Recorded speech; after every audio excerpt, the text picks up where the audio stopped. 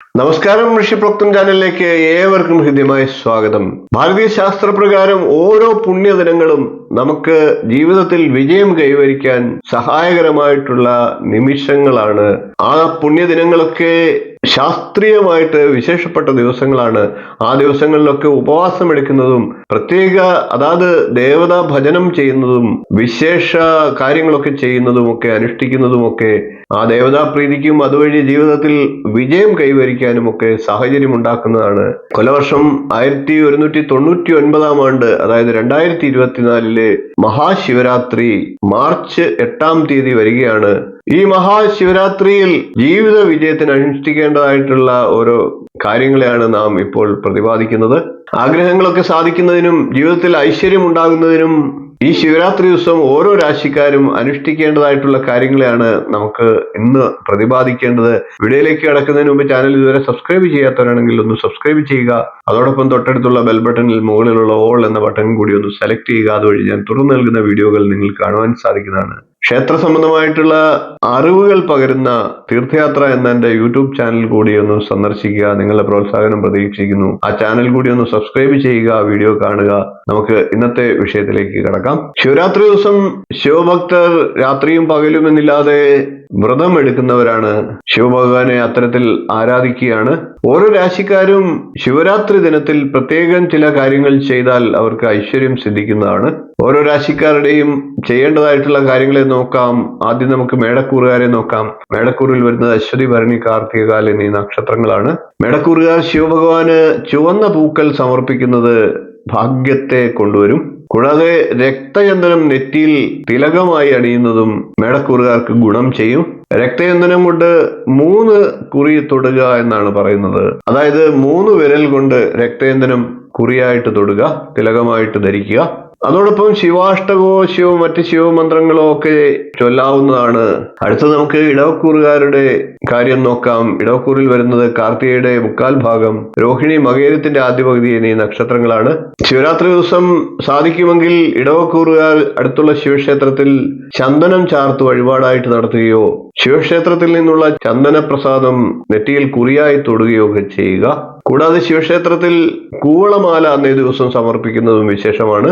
അടുത്തത് നമുക്ക് മിഥുനക്കൂറുകാരുടെ കാര്യം നോക്കാം. മിഥുനക്കൂറിൽ വരുന്നത് മകേരത്തിന്റെ 2ാം പകുതി, തിരുവാതിര, പുണർന്നത്തിന്റെ 1/4 ഭാഗം എന്നീ നക്ഷത്രങ്ങളാണ്. മിഥുനക്കൂറുകാർ ഭസ്മമാണ് ഭഗവാൻ അഭിഷേകമായിട്ട് നടത്തേണ്ടത്. അതേപോലെ തന്നെ ഭസ്മം 3 വിരൽ കൊണ്ട് 3 തിലകമായിട്ട് ചാർത്തുന്നതും ഗുണത്തെ ചെയ്യും. ശിവഭഗവാന് അന്നേ ദിവസം വെളുത്ത പൂക്കൾ സമർപ്പിക്കുന്നതും മിഥുനക്കൂറുകാർക്ക് ഗുണം ചെയ്യും. കൂടാതെ ശിവസ്തോത്രങ്ങള്, മറ്റ് ശിവമന്ത്രങ്ങള്, പഞ്ചാക്ഷരി മന്ത്രം ഇവയൊക്കെ ജപിക്കുന്നതും ഗുണപ്രദമാണ്. അടുത്ത നമുക്ക് കർക്കിടകക്കൂറുകാരുടെ കാര്യം നോക്കാം. കർക്കിടകക്കൂറിൽ വരുന്നത് പുണർന്നത്തിന്റെ 1/4 ഭാഗം, പൂയം, ആയില്യം എന്നീ നക്ഷത്രങ്ങളാണ്. കർക്കിടകക്കൂറുകാർ ശിവക്ഷേത്രത്തിൽ ശിവരാത്രി ദിവസം പശുവിൻ പാൽ കൊണ്ട് അഭിഷേകം നടത്തുന്നത് വളരെയേറെ ഗുണം ചെയ്യും. കൂടാതെ ശിവസഹസ്രനാമാവലിയൊക്കെ അന്നേ ദിവസം ജപിക്കുന്നതും കർക്കിടകക്കൂറുകാർക്ക് പ്രയോജനം ചെയ്യും. അടുത്തത് ചിങ്ങക്കൂറുകാരെ പരിശോധിക്കാം. ചിങ്ങക്കൂറിൽ വരുന്നത് മകം, പൂരം, ഉത്രംകാൽ എന്നീ നക്ഷത്രങ്ങളാണ്. ചിങ്ങക്കൂറുകാർ ചന്ദനം കൊണ്ട് 3 കുറി തൊടുന്നതും ശിവക്ഷേത്രത്തിൽ ചന്ദനം സമർപ്പിക്കുന്നതും ശിവനാമാവലി ഒക്കെ, അഷ്ടോത്തര നാമാവലി ഒക്കെ ജപിക്കുന്നതും ഗുണപ്രദമാണ്.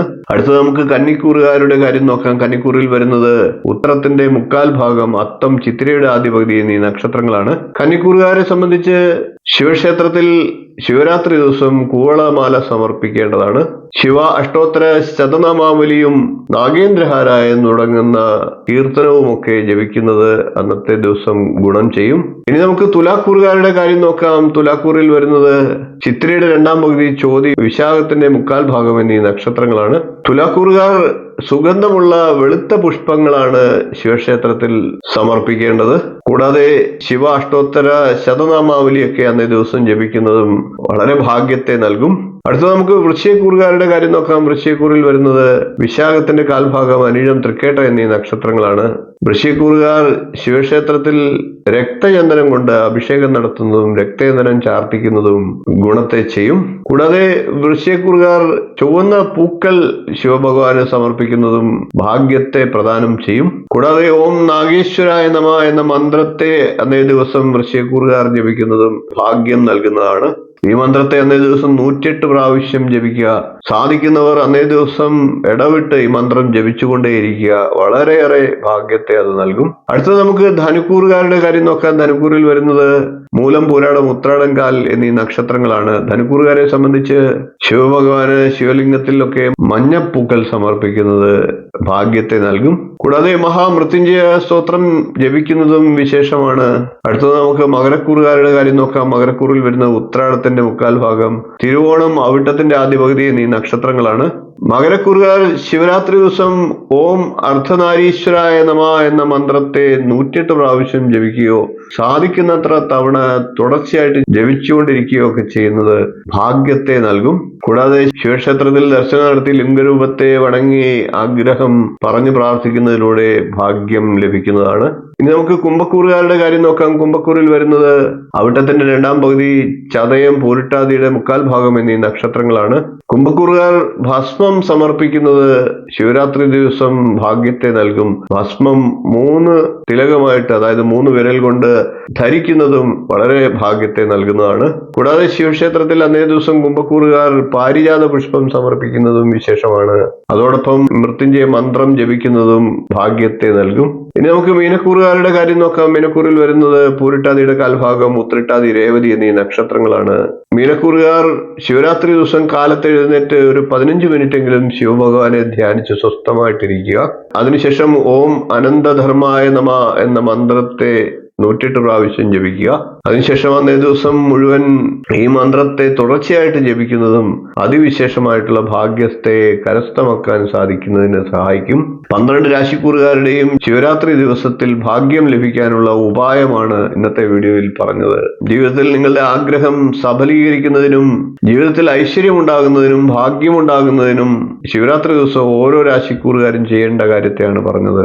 ഇത് നിങ്ങൾക്ക് പ്രയോജനപ്പെടുമെന്ന് നിങ്ങൾ കരുതുന്നുണ്ടെങ്കിൽ ഒന്ന് ലൈക്ക് ചെയ്യുക, ഷെയർ ചെയ്ത് മറ്റുള്ളവർക്കും ഈ അറിവ് നൽകുക. ചാനൽ ഒന്ന് സബ്സ്ക്രൈബ് ചെയ്തേക്കുക. നിങ്ങളുടെ അഭിപ്രായം കമന്റായിട്ട് അറിയിക്കുക. ഇനിയും ഇതുപോലുള്ള നല്ല നല്ല വീഡിയോകളും വിശേഷങ്ങളുമായി നമുക്ക് വീണ്ടും കാണാം. നന്ദി, നമസ്കാരം, ശുഭദിനം.